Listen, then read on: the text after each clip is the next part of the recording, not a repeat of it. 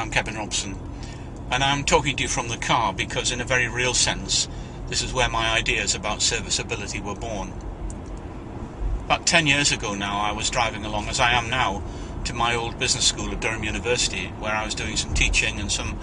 postgraduate research. And I was listening to an early morning radio program where they were talking about some recent incidents whereby pretty disaffected young men were causing quite a lot of difficulty in inner city areas. And they had a senior army officer on the program, and he said that the only difference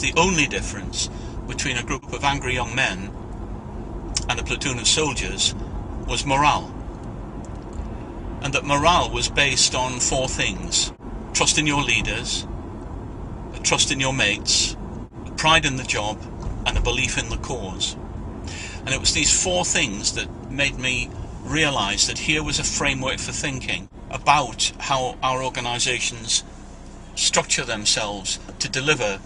exemplary customer service, how we could use it as a research model and a teaching framework,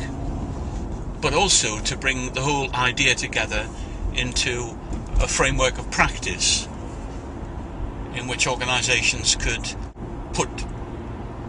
together their total service delivery concept. Here at Durham University Business School, in my postgraduate studies, in my teaching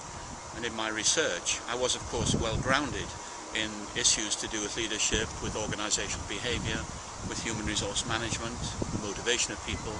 and with marketing, branding, strategy. And it was thinking about these four elements of morale that made me realise that I could make connections between these vast areas of academic understanding and practitioner experience and bring them to bear on what was now coming to be, for me, an idea of service ability in an organisation. However, I was also concerned to understand how these four elements of morale, which after all are a team phenomenon, would translate to the individual. And then I came to see, of course, that effective leadership would lead to initiative being exercised in the individual, that a pride in the job would lead to professionalism, taking ownership of what you do and developing your own career, that a trust in your colleagues would free you from the issues of office politics and watching your back and allow you to focus on the job in hand,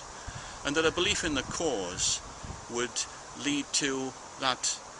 almost holy grail of organisational desires, engagement by the employee, not only with the organisation itself, but with its aims and indeed with the customer. All of this started to come together now in my mind, and I could see at the centre of everything the individual, operating in a team environment, in this culture of morale, but supported in depth on this four-axis framework of effective leadership, which would lead, of course, to initiative, of getting the right people, which ultimately, through pride in the job, would lead to professionalism, of appropriate organisation through teamwork and lack of bureaucracy, all resulting in the focus of the employee on the job in hand,